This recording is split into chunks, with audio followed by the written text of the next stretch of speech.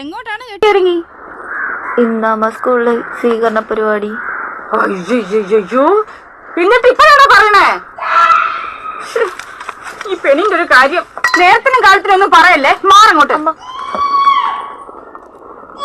അമ്മ വരണ്ട. ഞാൻ വരണ്ടേ?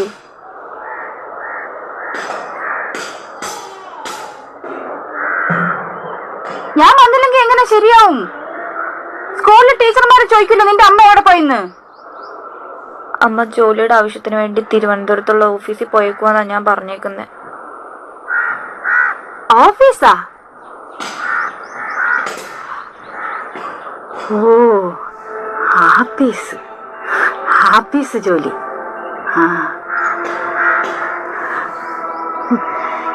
നീ ഞാൻ ചത്തുവെന്ന് പറഞ്ഞില്ലല്ലോ, അത് തന്നെ ഭാഗ്യം. മക്കളെ